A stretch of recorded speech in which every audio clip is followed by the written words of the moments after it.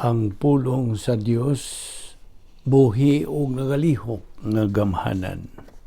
Labi pang mahait kaysa espada nga luhay sulab ug modulot ngadto sa kitagbuan sa kalag ug espiritu, sa mga lutahan ug sa mga kauyukan ug mutugkad sa mga hunahuna o katuyuan sa kasing-kasing.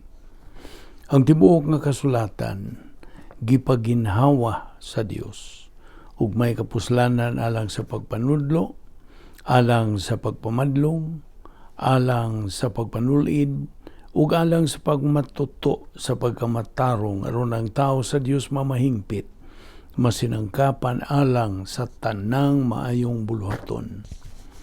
Paningkamuti pagayo ang imong kaugalingon sa pagpakita sa tubangan sa Dios. Ingon nga iyang nahimutan, usa ka magtatrabaho nga dili kinahanglan magakaulaw nga sa hustong paagi magapanudlo sa pulong sa kamatuoran. Mark 1:15, repent and believe the gospel. 2 Corinthians 13:5, examine yourselves whether ye be in the faith. 2 or 1 Timothy 2:5, for there is one God and one mediator between God and men, the man Christ Jesus. Exodus 20 verse 2 and Deuteronomy 5:6, thou shalt have no other gods before me. Acts 4:12, neither is there salvation on any other under heaven given among men whereby we must be saved. John 3:3 and 7, unless a man be born again, he cannot see the kingdom of God. James 4:10, humble yourselves in the sight of the Lord, and he shall lift you up.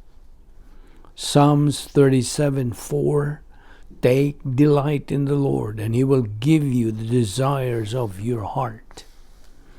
Matthew 10:30, even all the hairs on your head are numbered.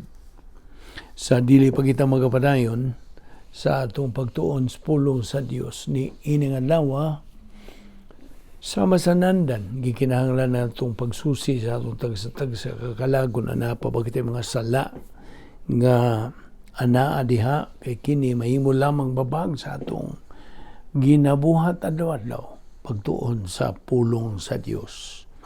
And we already know that God, the Holy Spirit, the only teacher of truth, cannot function in His ministry, teaching ministry, kung anaa kining mga sala.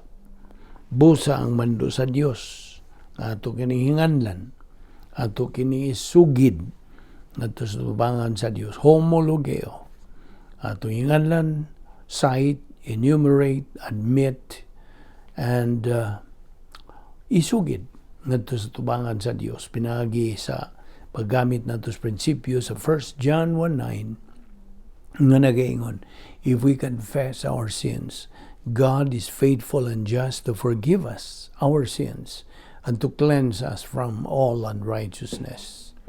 But for you unbeliever, the issue you're facing is not naming or citing or admitting or confessing your sins. It is faith alone in Christ alone. Maura ka na ang imong buhaton, ginamit ang imong free will, and make the most important decision sa tibok mong kinabuhi. The decision to believe in Christ as your Lord and Savior. Busa sa hilo, magandam tas itong kagalingon.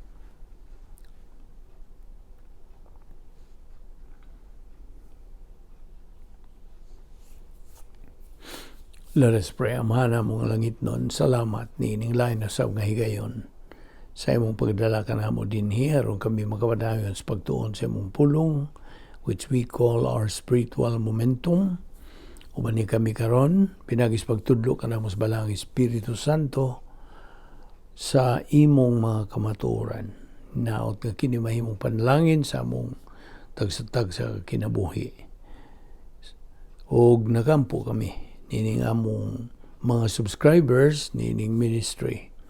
Ngayon mo silang lamdagan o dasigon, hagiton, sa pagpadayon gayon, ngadto sa unahan, ingon nga imong mga anak, nga gatubo, ngadto sa pagkahamtong espirituhanon.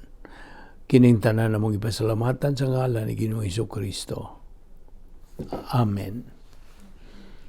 Mayong adlaw sa tanan itong mga subscribers, atong mga fellow believers, atong mga higala nga nagasunod ni atong ministry. Welcome ka ninyong tanan. Now, una sa tanan, the main thrust of this ministry, as you all know, ang nag-unag yun ni ini mao kini, to bring and proclaim the gospel, the good news of salvation, to all those who have ears to hear and heart to believe in. Mao na naguna. Ikaduha, to teach God's truths, Bible doctrine, ngadto sa mga magtutuo, alang sa ilang espirituhanon nga pagtubo, pagtukod sa ilang dakbalay diha silang kalag, ug pagtubo diha sa ilang espirituhanong pagbuylo, spiritual momentum. Ug ang ikatulo, to not persuade its listeners, the subscribers, to join some religious group. Wala. That has nothing to do. Kundili, to bring them to realize the importance of God's Word and to believe it before it is forever too late. O kung ugaling ang kalibutan ang inahanglang og paglasing, kiniragyod ang tukmang panahon. Kung nanaay nang inahanglan og paglaom, karon ang tukmang panahon, ang Dios tungod siyang kaluoy, iyang gipahimutang kining atong ministry, Balbido Evangelistic Ministry, isip usa sa iyang mga paagis, pagpada sa iyang mensahe, paglaom, paghupay, taliwa, di karong makaluluoy, makalilisang kahimtang karon sa kalibutan. Nausayod kita nga ang Biblia ang pulong sa Dios, nagabarog, isip mo'y bugtong matuod nga mensahe sa kahupayan ug paglaom. Nagdala man kinis mga pulong nga ipadangat sa Dios nganhi kanatong mga kaliwat sa tao, alang sa atong kaluwasan ug sa atong kalinaw. So ang misyon nining atong evangelistic ministry mao ang pagsangyaw sa mayong balita sa kaluwasan, sa tuman nga kamatinud-anon ug pagpakabot niini ngadtos kinalay ang dapit sigon sa unsay itugot sa Dios. Kung busa hangyo ko kaninyo nga inyong i-appeal sa inyong pagampo, unta ang Dios mo tugot sa pagpadangat sa iyang pulong ang mayong balita sa kaluwasan ngadto sa kinapungkayan nga dapit diin ang mga katawhan are Visayan speaking ug kadtong makabutan gyud niining atong ministry sa way unsa mang pagbabag. Og well, that's just to review or to refresh your mind regarding our ministry. Nawa na kini paghunong sa ako nang ginaingon kanimo, hangtod na kini kuhaon na kita sa Dios or sa panahon sa pagsakgaw, which is the rapture, or whichever comes first, kung sa may mauna. So, karon magapadayon kita sa atong, by the way, ang atong tunanan is still the same, the plan of God. Okay? Na niya mga punto nga atong dadon diha kanimo nga bahin man kini sa plano sa Dios nga atong gihisgutan. Timan-an gyud nato nga kitang mga magtutuo nagaantubang kita kanunay sa balaod sa tulubagon sa atong kabubuton. We're always facing every moment in our life the doctrine of volitional responsibility nga ubos kini sa balaod sa tulubagon sa kabubuton. Now, unas tanan, nasayo na kita nga unsa ka mubo ras kinabuhi, okay? Life is too short. We live one day at a time. Sa ako nang kanunay gyud nga gihatagag empasiya nga ang atong kinabuhi samara sa nagabitay kini ug hinawiran kini sa gamay kaayong lanot. Our life hangs on a thin thread nga ang Dios mahimong iyang putlon ka na at any moment when God's perfect time comes. Mobitaw to si Apostol Pablo diya sa Pilipos 1:21 nagkanayon, "For to me, to live is Christ, and to die is gain." Profit. Now, of course, knowing Christ intimately, trusting Him, in fellowship with Him, and serving Him, mao kini ang nag-una gyud nga inunta driving force that saves life from being little more than a monotonous march of meaningless days. Gilatid ka na sa Ecclesiastes 1 nga to sa 11. Bisan tuod nga, kita wa magkabata, sa diha nga makabot na nato ang pagkatigulang and infirm tingali, we can serve Him. We can serve the Lord through a ministry of example and intercession. So this makes life a joyful journey. Uban sa atong manluluwas ug atong higala nga si Ginoong Jesucristo. Kansang naong atong makita when we reach our eternal home. So, makaingon kita nga ang kinabuhi o tuyo sa kinabuhi anha lamang nato makaplagi diha sa persona sa atong Ginoong Jesucristo, the living Word.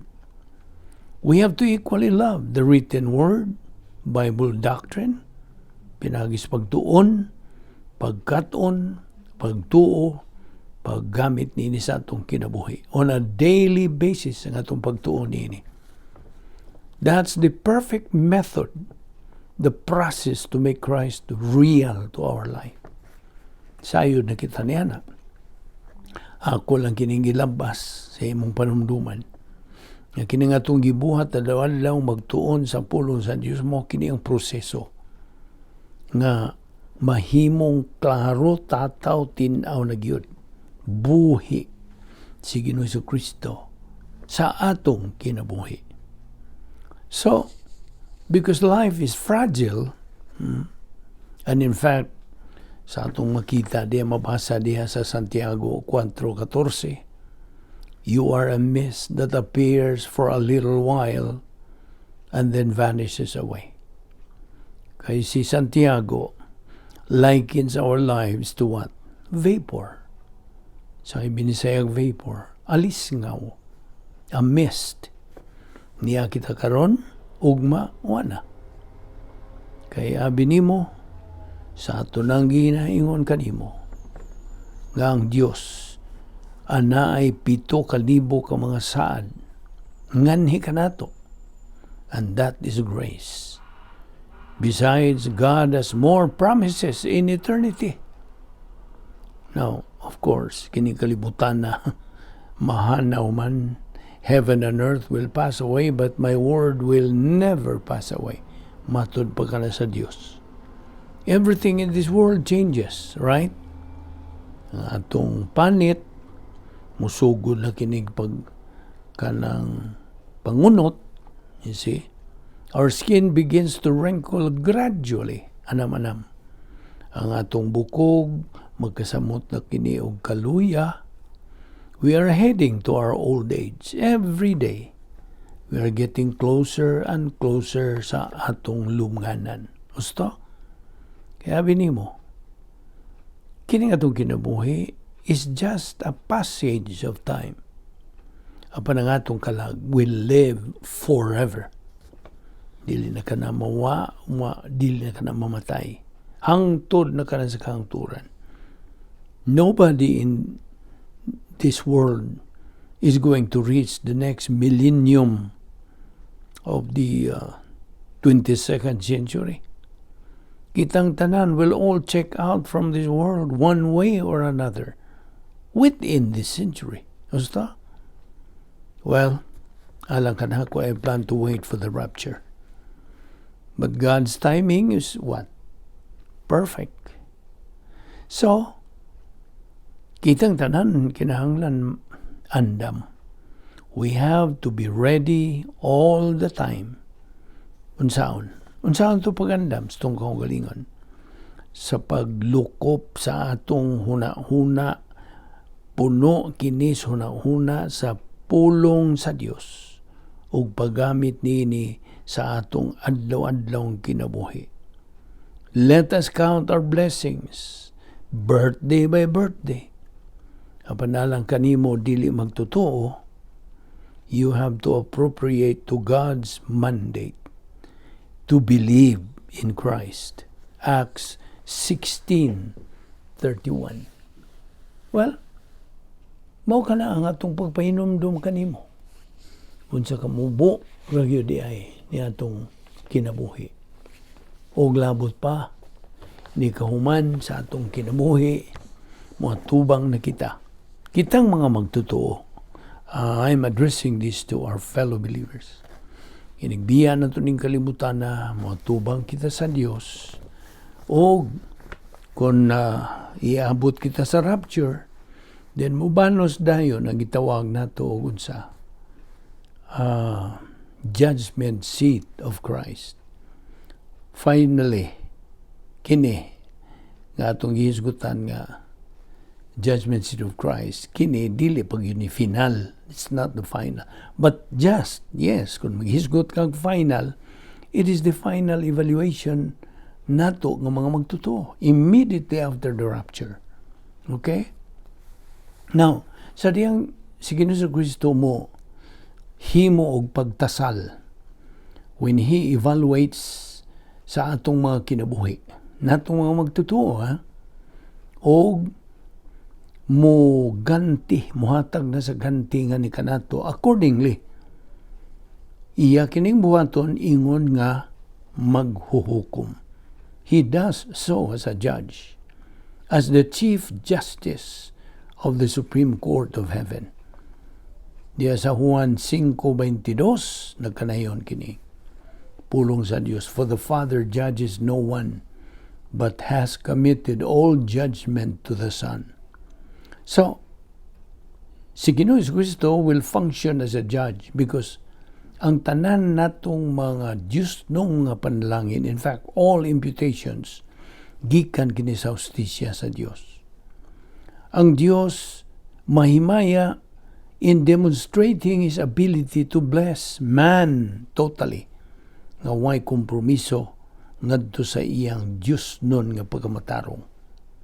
Siya mahimaya to the ultimate by what He will give in that final imputation.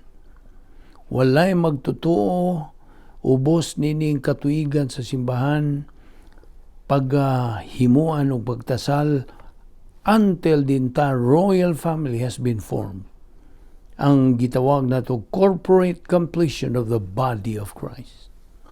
Only then will the resurrection or rapture take place. In that moment, ang matag sakop sa harian ng panimalay sa Dios magadawat na sa lawas exactly like Christ's resurrection body. Libre na kita, gawas na kita sa atong kinayang makasasala. We are free from the old sin nature, free from good and evil. Tiya mo na. Inumdumi magtotoo that ang tinuod yung kita, ingon nga mga magtotoo, our real self, is ana sa atong kalag, ug sa tawhanong espiritu. Ang atong lawas is simply a house. Balay ra kini, puloy-anan ra kining temporary residence for the real person. Ang tinuod yun nga kita, ana sa sulod. Sulod sa atong lawas. Now, the departed church age believer's soul and human spirit with eternal life intact. Intact man yun na. Kini magkahiusa with an interim body. Unsa maning interim? Taghuwat. Anak ka sa Lucas 16, 19 at 31, nga magapuyo dito sa langit, uban sa Dios. 2 Corintios 5, 1 at 6, 1 Tesalonica 5:23. Now, each individual is fully conscious. Conscious gyud siya, indeed, no longer limited by a mortal body. His perceptive ability is enhanced. Now, by the way, paminaw nini, siya hingpit ra bagyong mailhan. He is completely recognizable and perfectly happy. Hingpit ang iyang kalipay. Apan, minus a resurrection body. Now, dito sa panahon sa rapture, when the Lord himself shall descend from heaven with his shout, with the voice of the archangel, with the trumpet of God, and the dead in Christ shall rise first, and that we who are alive and remain shall be caught up together with them in the clouds to meet the Lord in the air. 1 Thessalonians 4:16-17. Niyanang higayuna sa pagsakgaw. Kining bilyon ka mga magtotoo ubos sa katuigan simbahan, gitawag kini og the dead in Christ, muuban sa atong Ginoo from heaven, okay, to a rendezvous in space above the earth. Nga diin, they will be joined by the living generation of believers. Kauban na sa atong mga isig ka magtotoo. Didto, mudawat kita sa atong resurrection bodies. 1 Corinthians 15, 51-54, 1 Thessalonians 4, 14-17. And paminaw yung mga yun. Human yun sa pagsakgaw. Ana ay panahon, there will be a period of fantastic happiness and celebration. Fantastic. Kanang grand reunion of the entire royal family, assembled for the first time in spontaneous mass recognition ni Ginoong Jesucristo. Kini atong itawag og the big genuflection. Roma 14:11 nagkanayon. For it stands written, as I keep on living and by myself I have sworn, every knee shall bow to me, kang Ginoong Jesucristo, and every tongue shall confess to God, sa Diyos nga Amahan. Roma 14:11. Bueno, niining panahon na, panahon kini sa pagsimba, this time of worship and of breaking into song.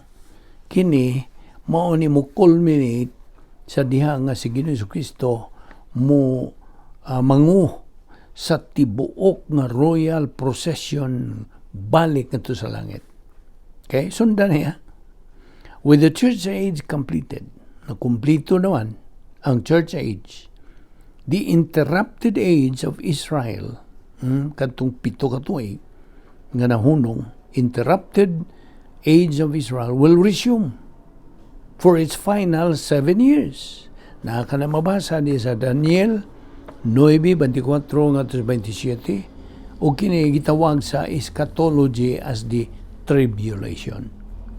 Samtang ang tribulation period unfolds on earth, si Ginoong Jesucristo, magaandam sa iyang pangasaunon to accompany Him sa iyang ikaduhang pagbalik, second advent.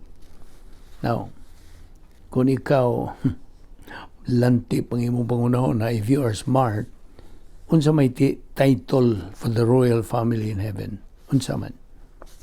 Do you know? Ang tubag, ang pangasaunon ni Ginoong Jesucristo, the bride of Christ. Revelation 19:7-9, Revelation 22, verse 17. Now, unsa man, what about one of its titles on earth, dinhi sa kalibutan? Tubag, ang lawas ni Kristo, na nas Kolosas 1:18. Now, okay, dito sa ikaduhang pagbalik ni Jesucristo, second advent, ang hari sa mga hari mubalik, unsa may tuyo, to overthrow Satan and to establish his personal 1,000-year reign over the devil's former kingdom. You see, iya nagyong pusgayon, pildihon kini si Satanas, o iya nang ipahimutang ang iyang personal gyud nga pagdumala sa sod sa usa ka libo, literal na usa ka libo ka tuig over the devil's former kingdom. In this future sequence of events, ining umaabot ng mga kahitabuan, an almost shocking contrast comes when the initial celebration and maximum esprit-de-corps sa gitawag na big genuflection suddenly gives way to grave solemnity. Kay si Ginoong Jesucristo will convene court. Iyan ang ipahimutang kining hukmanan. Romans 14:12, so then every one of us shall give account of himself to God. Manubang kita. At the judgment seat of Christ. Okay. Ang laing nga ni Bima. B-E-M-A, Bima, judgment seat of Christ. You will be on your own. Mag-inusara ka, mag-atubang ka sa atong Ginoo sa himaya. We will be facing the Lord of glory. Each one of everyone, matagusa. Diya sa Roma 14:12, nagkanayon, nagkahulugan to nga, paminaw, si Ginoong Jesucristo maoy mangogyod, will handle each case separately. Kay sabi ko nimo, ang Kristyanismo personal ug mainungdan, you must answer for yourself. Sa atong kinabuhi, tingali di ay panahon nga naka-eskampo ka sa imong katungdanan for your own decisions. You may have found others to blame or to lean on. You may have developed a prodigious ability to make excuses, but paminaw. Atubangan sa omnisyente nga hari sa mga hari, you will not be able to evade.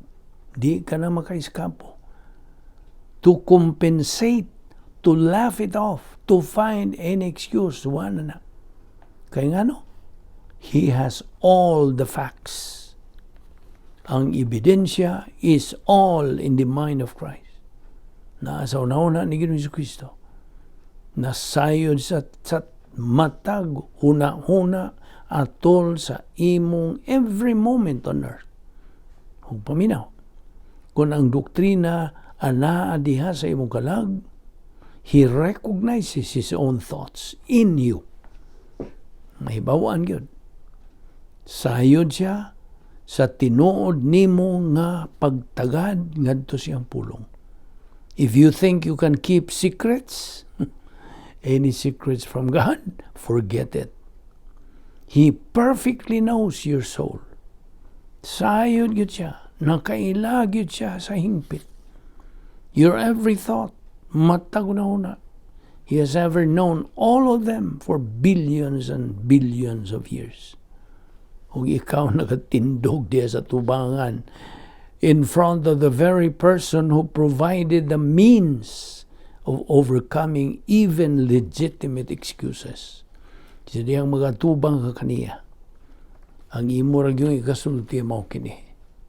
No excuse, sir. Wala. Now, perhaps sa una nimong higayon, you will accept full responsibility for your own decisions. O admitir ka tingali. Now, does this make you uncomfortable? Now, palihog, sabtag yun that we are not talking about your sins. Wala. Ngano? Tungod kay ang tanan nimong mga salagi, hukma naman dito sa cross and will never be mentioned again. Ngano? Because ubos sa biblical law of double jeopardy. One cannot be tried twice for the same crime. O ang imong pagka-ignorante, imong way pagkaalamag, ignorance will be no excuse. It will be the problem. Ang anak sa Diyos will add together all the facts and come up with a final efficiency report. Kung paminaw, He will be totally, absolutely fair with each of us. Makiangayon gyutanan. Kaya ang Diyos makiangayon karon, He will certainly be fair then. By the time gamuabot ka sa judgment seat of Christ, in fact, as soon as you die, it will be too late to do anything about your evaluation. There is no way to sway the judge, no way to obscure the facts. Kaya ang imong efficiency report will cover the period of time tali sa imong pagdawat sa kaluwasan o hangtod sa imong pagbiya niining kalibutan. So the time to learn Bible doctrine, therefore, kanusa? Karon. Learn and live, not live and learn. Mao na mga punto nga akong idadiha kanimo. Agig pahinumdum kanimo. Unsa kaminong dano ng panahon. Time is running out. Now, hinumdumi. Nga ang Galatia 3:26 nagpahinumdum kanimo nga you became a child of God. Pinagi siyang pagtuo kang Ginoong Jesucristo. So, mao na nga kitang mga magtutuo nining kapanahunan sa simbahan, church age, kinahanglan kita magagamit sa mga doktrina nga giingon nato nga mystery doctrines. Nga wa nila makatunin nila ni Abraham, nila David, kaniyadtong mga giant believers. Nga gani si Abraham nagaingon, I long to see the day nga kini nga itong gipahimuslan karon the age of equal privileges and equal opportunities. Kadaghan itong mga oportunidad, mga kaygayunan nga kita magmadinaugon sa itong kinabuhi. Walang panumbalinga sa kadaghanan sa atong mga igsuong mga Kristohanon. So, ipahimangnuan kita, pahimusli. Karon ang panahon nga kita manghandam sa itong tag sa kakalag. So, balik. Pagtuon sa pulong sa Diyos adlaw-adlaw. Ayaw kalimot paggamit sa mga doktrina, rebound, divine dynasphere, ano pa? Faith-rest life, kadaghan. Now, balik kita sa paghisgot sa rebound. This is the key. In fact, this is the number one problem-solving device nga gisangkap sa Diyos kanato. When a believer rebounds, he is spiritual. Diba nina? When a believer ignores to rebound, he remains carnal. Natural. Kay spirituality is the control of the Holy Spirit. Carnality is the control of the old sin nature.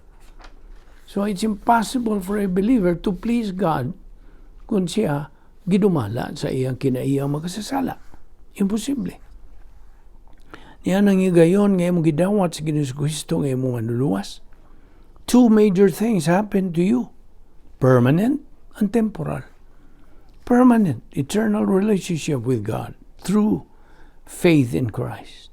Number two, temporal, fellowship with God. Temporal kini kay sa panahon nga makasala lagi ta mo gawas tanini. So, remember that we have been in union with Christ at the point of salvation. That's eternal relationship, and that is permanent.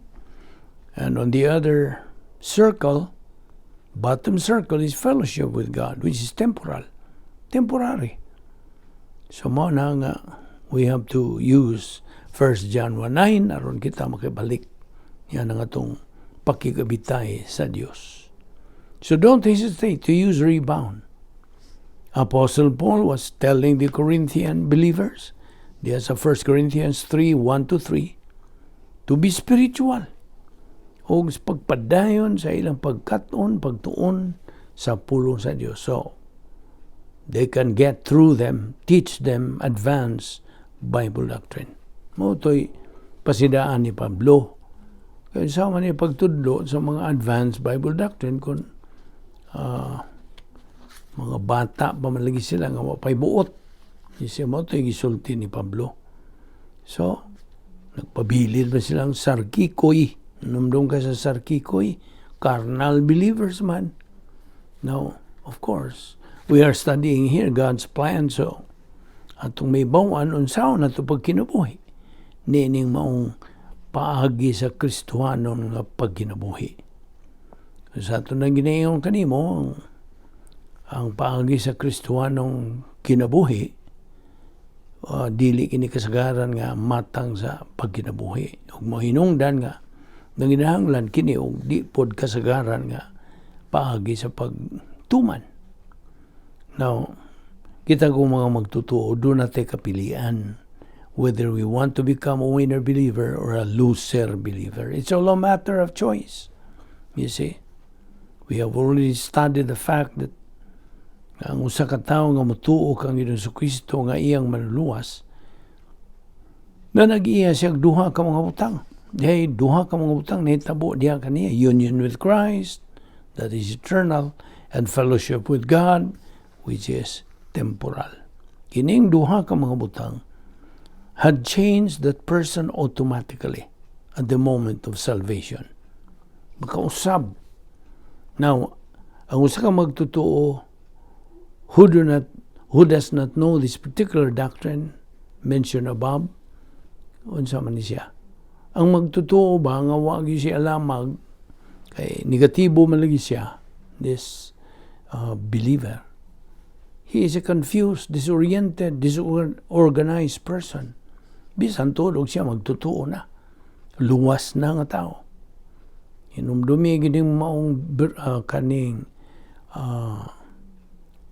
prinsipyo ato maning baruganan. Once a believer, always a believer. One of God's provision for every believer is rebound. Ayaw na nagkalimti ha. Kini mo ni gitawag na to grace recovery. Recovery. May balik. Kasi Pablo maingon, my brethren, I cannot speak to you as I speak to mature believers because you are still babes in Christ. Way buot. Mga wapa mo'y buot. Eh nga no, gidumala pa kamo sa inyong kinaiyang makasasala. In other words, you are babes in Christ. You're not growing spiritually because you have wrong priorities in life. Timan ina. Doon na gani kay mga sayop, mga dautan nga mga pasiunas kinabuhi, then you will not be growing spiritually. Timan ina. Ato ni padayon ugma o ayong sipyat sa pagsunod ni ini dinita muhunong magampota. Higala kung galing mamatay ka, pananglitan karon ug di gani daog moingo kag simbako. Walay simbako sa kinabuhing Kristohanon. Sumungutana ko kanimo higala kung galing mamatay ka karon. Naibaw ka ba nga may langit ka o may impyerno ka hangtod sa kahangturan? Ang Biblia, ang pulong sa Dios nagkanayon nga imo ka nang maybawan. Ako na lang nilakturon sa pagpangutana kanimo. Nakapili ka na ba? Budawat ka bang Ginoong Jesucristo nga imong manluluwas? Aron ikaw maluwas? O imo ba siyang isalikway? Apan ikaw mahinukman. Pili igala. Pagsabtag yun. Ang isulti sa pulong sa Dios diha sa Juan 3:18. Ang dili mutuo mahinukman ang daan. Tungod kay wa man siya mutuo sa ngalan sa bugtong anak sa Dios. Busa, pahinumduman ko ikaw. Tumuo ka kang Ginoong Jesucristo. O ikaw maluwas. Amahan na mo langit noon. Salamat ni ining laing higayon sa among pagpaghigambitay kanimo sa imong mga pulong. Salamat sa imong pag-uban kanamo, pinagis pagtudlo kanamo sa balang Espiritu Santo. Dada kami pagbalik ugma, anong kami makapadayon ng among spiritual momentum. Kining tanan among gipasalamatan sa ngalan ni Ginoong Jesucristo. Amen.